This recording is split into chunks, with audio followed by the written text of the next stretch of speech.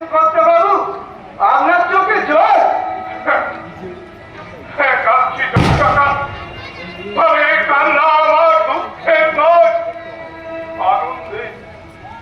দাঁড়াও দাঁড়াও, আগে দেখি আমার পাগলি বোনটা কি লিখেছে।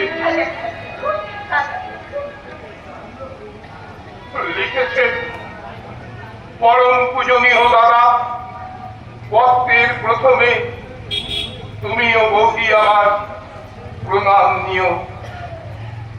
যদু কাকা ও বাকিদের আমার শ্রদ্ধা ও ভালোবাসা জানিও। আমি ভালো আছি, তোমরা কেমন আছো? ভালো আছি, ভালো আছি।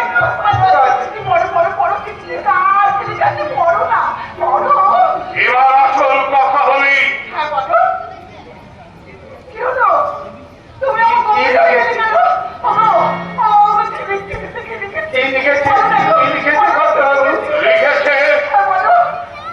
লিখেছে আগামী মাসের 2 তারিখে ঝিলিকায় ফিরে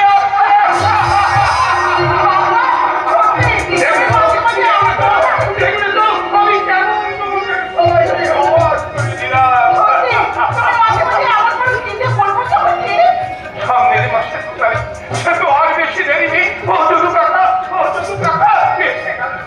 তুমি যাও না, সবাইকে বলে দাও, আর রং মিস্ত্রিকে খবর দাও। বাবু, ওই সন্তুরা খুব ভালো রং মিস্ত্রি, ওর কাছে আমি এক্ষুনি যাচ্ছি। কাঁদলে নন্দিনী, আজ আমার বড় আনন্দের দিন। মৃত্যু সজ্জায় আমি বাবাকে কথা দিয়েছিলাম 2 বোনকে মানুষের মতো মানুষ করব, কিন্তু বড় বোন কাজল সে তো নিজের রাস্তা নিজেই বেছে নিল। আর মাও আমাকে ফুল দিয়ে কাজলের হাত ধরে বড় জামাইয়ের বাড়িতে চলে গেল।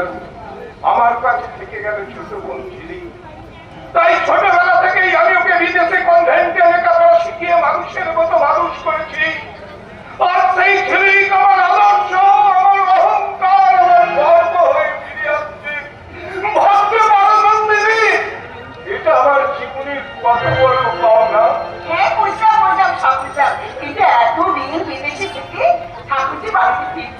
এখানে এসে ওর কোনো অসুবিধা হবে না তো? তা হয়তো হবে, তবে দেখো থাকতে থাকতে সব ঠিক হয়ে যাবে। নন্দিনী, তুমি একটা কাজ করো না, টাকা তাড়াতাড়ি যাও না, গিয়ে পলাশকে তুমি একবার দেখে দাও না। দেখো কাণ্ড, ওরে বাবা, এত সব ঝামেলা পোহাবে কে? আচ্ছা আচ্ছা, তুমি বলো, এই সংসার এত মানুষকে সামলায় কে? ওই পলাশ। আমরা কোথায় যাবো, কি খাবো, সব দেখাশোনা করে কে? ওই পলাশ। কিন্তু আমাদের দায়িত্ব, এই চৌধুরী স্ত্রীর দায়িত্ব পলাশকে দিয়েছে বলে তুমি কি ছেলেকে দায়িত্ব পলাশের উপর দিতে চাও? আর বাপ দেব, ওর মতো সব ছেলে এই গায়ে আর একটাও আছে।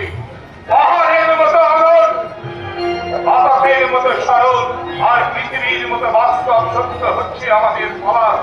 তাই পলাশের হাতে তুলে দেব আমি আমার ছেলেদের সব দায়িত্ব। এত বড় দায়িত্ব নেওয়ার ক্ষমতা কি আমার আছে কথা বলবো? পলাশ, এতেই কি বলছিস পলাশ? আমি ঠিকই বলছি কথা বলবো, ঠিকই বলছি।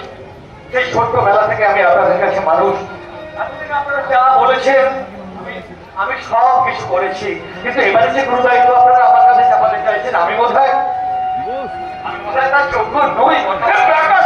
কথা শুনো নন্দিনী, ওই পাগল যুদ্ধ না হলে দেশ তো জানতেই পারবি না যে তার শক্তি কতটা।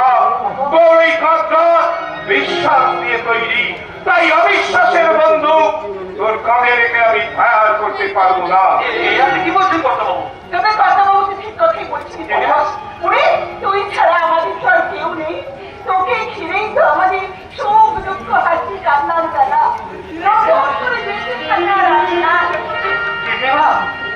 মেয়ে হয়ে জন্মেছি পৃথিবীতে, আমি